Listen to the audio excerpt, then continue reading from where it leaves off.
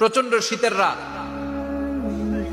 উনি মাগরিবের নামাজ, এশারের নামাজ পড়ে একটা মসজিদে শুয়ে পড়লেন, আর শুয়ে শুয়ে হাদিস পড়তেছেন। কি পড়তেছেন? কথা বলেন। আর মনে মনে ভাবলেন রাতটা মসজিদে কাটায় দেই, ফজরের নামাজ পড়ে আবার বেরোবো। কিন্তু দারোয়ান এসে বলে মসজিদে থাকতে পারবেন না, ওঠেন। দারোয়ান আছে না, কথা কন। আহমদ ইবনে হাম্বল বললেন আমি শুধু রাতটা থাকতে চাই, আমি তো ফজরেরও মুসল্লি, ফজর নামাজ পড়বো তো এই মসজিদে, আমার থাকতে দাও। দারোয়ান তো দেয় না, কেনা মসজিদে থাকার জায়গা না, যান মিয়া। উনি যে আহমদ ইবনে হাম্বল এটা চিনে নাই, থাকতে দেয়। কি করবে এখন? উনি কাঁথা গুছিয়ে হাদিসের কিতাব নিয়ে কাঁধের মধ্যে ব্যাগ নিয়ে মসজিদ থেকে বেরোয় গেলেন। কি আর করবে, প্রচন্ড শীত, আর কাঁপতেছেন বুড়ো মানুষ। পথিমধ্যে দেখলেন বাজার। বাজার একজন খাব্বাস, শাবুন খাব্বাস, যুবক রুটি বিক্রেতা। সে রুটি বিক্রি করে, চুলার মধ্যে রুটি সেকে। সে যে সালাম দিল আসসালামু আলাইকুম, যুবক বলে ওয়ালাইকুম আসসালাম। আহমদ ইবনে হাম্বল বলে যুবক আমার যাওয়ার জায়গা নেই, সফরে বেরিয়েছি, খুব শীতে কষ্ট পাচ্ছি, রাতে যদি তোমার এই চুলা থেকে একটু আগুন পোহাই কোনো সমস্যা? যুবক বলে না না সমস্যা না, হালান সাহালান, বসে আমাদের আসে না, আপনি আগুন পোহাইলে আমার সমস্যা কি? সুবহানাল্লাহ পড়েন। আল্লাহ শুকরিয়া করে উনি বসলেন আর আগুন পোহাচ্ছেন। আর খেয়াল করলেন যুবক রুটি বানায় আর পরে আস্তাগফিরুল্লাহ, রুটির দলা বানায় পরে আস্তাগফিরুল্লাহ, খামির বানায় আর পরে আস্তাগফিরুল্লাহ, রুটি নিয়ে উনুনের ভিতরে চুলার ভিতরে সেকা দেয় আর পরে আস্তাগফিরুল্লাহ, দোকানদারের কাছে কেউ আসলেই সে রুটি দেয় আর পরে আস্তাগফিরুল্লাহ, ক্রেতার কাছ থেকে টাকা নিয়ে ক্যাশ বক্সে রাখে আর কি পড়ে, আবার রুটি বানানো শুরু করে আর কি পড়ে, খালি এটাই পড়তেছে। ইমাম আহমদ ইবনে হাম্বল তো অবাক, কিরে এটা আবার কেমন যুবক, খালি আস্তাগফিরুল্লাহ। উনি প্রশ্ন করলেন যুবক ঘটনা কি? আসার পর থেকেই তোমার দেখতেছি তুমি রুটি বানাও, রুটি বিক্রি করো আর পড়ো আস্তাগফিরুল্লাহ, মালাকা ইয়া শাবাব।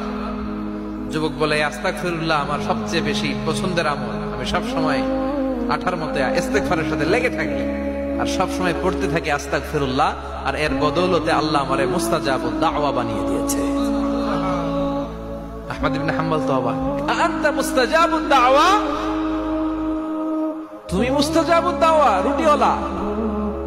আমি এত বছর হাদিস পড়াই, আমিও তো মুস্তাজাবুদ দাওয়া না, আর তুমি রুটি বেচো বাজারে, তুমি মুস্তাজাবুদ দাওয়া, তুমি দোয়া করলে সব কবুল হয়ে যায়? যুবক বলে নাম আনা মুস্তাজাবুদ দাওয়া, আমি আমার জীবনে যত দোয়া করেছি কবুল করে নিয়েছে কে? সব দোয়া কবুল করে নিয়েছে আল্লাহ, একটা দোয়া ছাড়া। কয়টা? আহমদ ইবনে হাম্বলের কৌতূহল, কিউরিয়াসিটি আরো বেড়ে গেল। কি? সব দোয়া কবুল হয়েছে একটা দোয়া ছাড়া? মাযালিকা দোয়া ইয়া শাব, কি সেই দোয়া?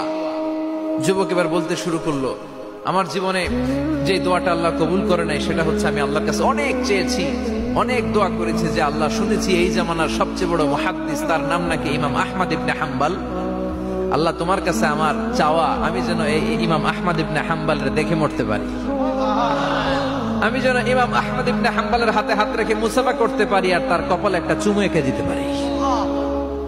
আহমদ ইবনে হাম্বল আবেগপ্রবণ হয়ে গেলেন, চোখের পানি ছেড়ে দিলেন, বললেন যুবক তোমার এই দোয়াটাও কবুল হয়ে গিয়েছে। আহমদ ইবনে হাম্বলের দেখা সাক্ষাৎ পাওয়ার জন্য আহমদ ইবনে হাম্বলের বাড়িতে তোমার যাওয়ার দরকার নাই, আহমদ ইবনে হাম্বল তোমার দরবারে ছুটে এসেছে। আনা আহমদ ইবনে হাম্বল মুহাদ্দিসুদ দাহর, আমি নিজেই আহমদ ইবনে হাম্বল। যুবক চোখের পানি ছেড়ে দেয়, আহমদ ইবনে হাম্বল চোখের পানি ছেড়ে দেয়।